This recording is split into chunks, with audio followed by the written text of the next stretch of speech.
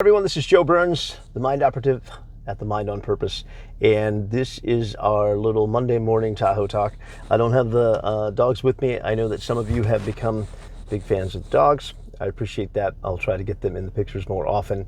But I did want to go over something that has come up. We have talked about this idea of having a morning routine. We've talked about getting on purpose, right? You're either on purpose or you're in reaction, and so we talked about Gaia. So there's so many ways that you can raise your vibration. Remember, what we control is our inner world. But when we start to take control of our inner world and the things around us, we start to be able to influence, attract, and as we raise that vibration, the good things come into our life, and the reactions and the relationships that we have, really more the responses, because we're looking more for response than we are for reaction. And I always say you're either on purpose or you're in reaction. And in reaction, we're not that higher self. We're not that ideal self. We're in that kind of old ego self that we talked about. So, we've already gone through how do you raise your vibration? There's so many ways. You can dance to 80s music in the morning. My good friend does that every morning. You can meditate. You can do breath work. I say the easiest one is Gaia, right? That's why I use that one. It's just gratitude. Just getting gratitude right away. What am I thankful for? Casting yourself into the future instead of that old ego self in the past. So gratitude, align with that vibration, kind of say, I'm going to be on intention all day long. I'm going to stay in this vibration. Then we talk about awareness. And this is going to be a big thing that will come up for now building an evening routine. So we want to be aware all day long. Neville Goddard talks about this higher awareness, this kind of, this awareness where you have a little bit of detachment. So when something goes wrong, or you're not your ideal self, or you're not doing it the exact way that you want, or somebody's coming at you, you have this little bit of detachment from this sense of ego that they're challenging old ideas of you. And this is why we work so much on the subconscious and not just the conscious. We know conscious is wonderful, it's willpower, it's desire, it's all these other things, but we also know that it doesn't work so great, right? Just willing yourself to do something, that force versus flow, it has its place. But in this idea of our higher self, in this higher vibration that we're getting to, having a little bit of detachment from that. So if somebody comes at you or things are just not going your way, you're able to look at it with awareness, but that detachment from ego, if that makes sense. Now, that's not always going to happen. So what we do want to do, right, in aligning the conscious and the subconscious, in aligning what we really want with our old programming, or really kind of reprogramming that, this is why I work with all these modalities with my clients. I work with hypnosis, I work with meditation. I, again, offer some different modalities to them, and some of them resonate more with running or working out than they do with breath work, and some of them resonate with. So how do we get those morning habits that go? And then as we're aware all day long, we want to have an evening routine as well. So what that means and what that looks like is we want to review our day with, again, that sense of loving attachment, of kind of acceptance and forgiveness in ourselves of, okay, where did I do great today? Where could I have done better? What would that look like? Get in that Neville Goddard imagination. What would that look like? What if it was already happening? What if it was already there? What if, what would it be like if I had this conversation differently?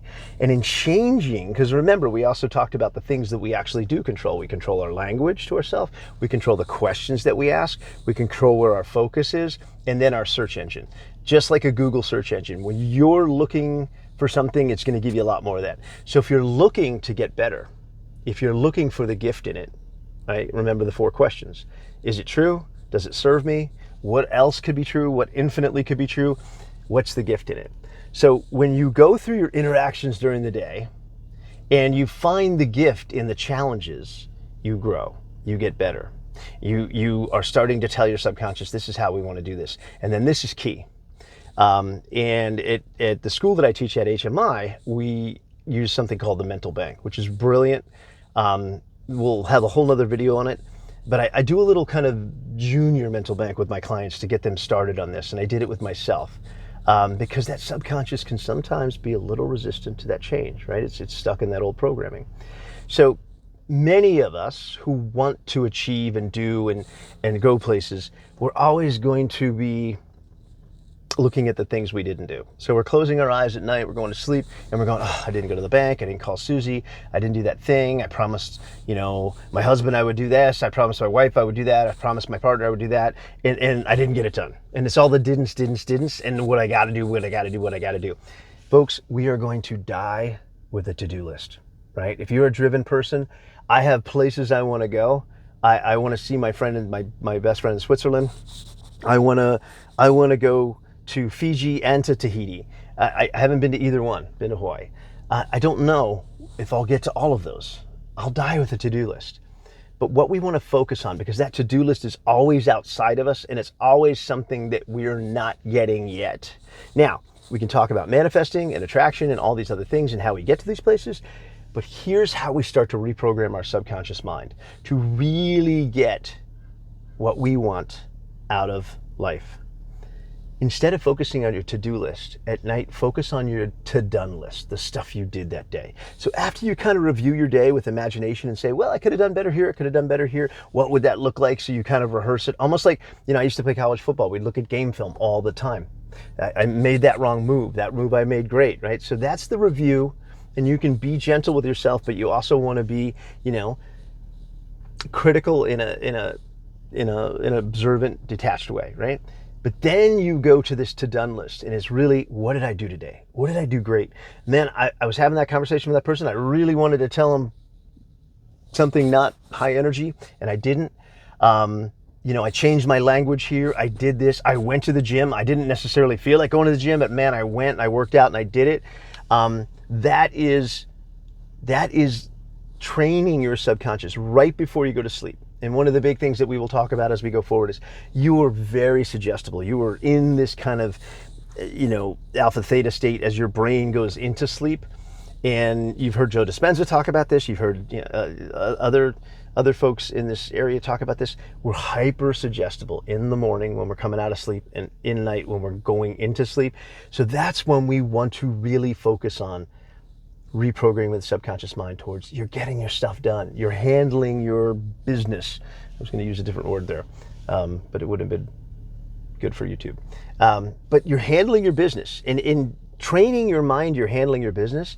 That old ego self of I'm not enough, I didn't get this done, all these things that I haven't done in my past, it starts to shift into the future of, no, I'm handling my stuff.